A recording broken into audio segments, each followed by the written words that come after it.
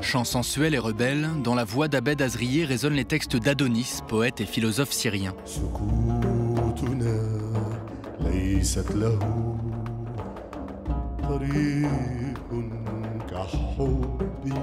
Un retour au corps, à la vibration d'une tradition orale propre à la poésie arabe.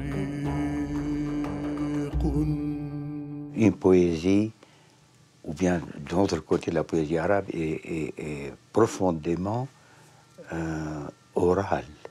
Et la voix donne à cette oralité sa dimension presque totale. Nous avons retrouvé les deux complices dans l'appartement d'Abed Azrié. Adonis, 83 ans, poète en exil, publie Al-Kitab, un recueil où il revisite les grands poètes arabes du 6e au 10e siècle et surtout leur engagement pour la laïcité. On ne trouve jamais un grand poète qui était croyant. Tous les poètes arabes étaient contre la religion. Il y a d'un côté la poésie et d'un autre côté la religion. Ils sont des ennemis par excellence.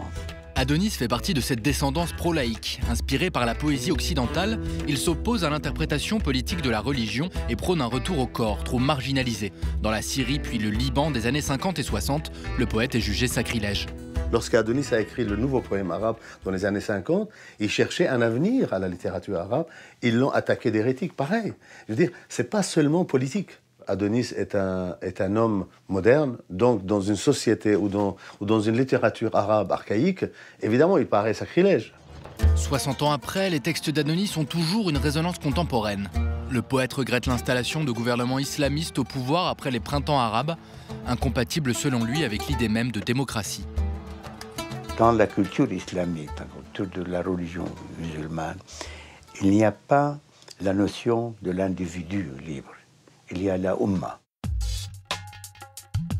Et il y a le représentant de Dieu qui dirige la Ummah, qui gouverne la Ummah. La notion des droits de l'homme, ça n'existe pas. Il a les droits de Dieu, pas de l'homme.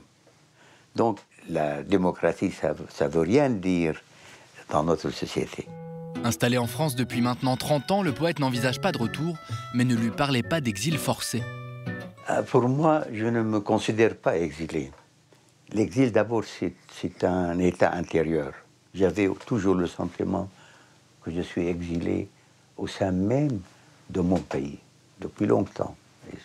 Et plus encore, je sens que je suis exilé au sein même de ma langue. Donc, l'exil politique superficiel, ça, pour moi, ne compte pas absolument.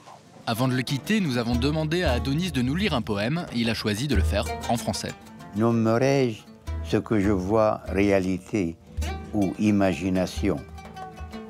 Ou dirais-je le regard est parfois terre, parfois mirage?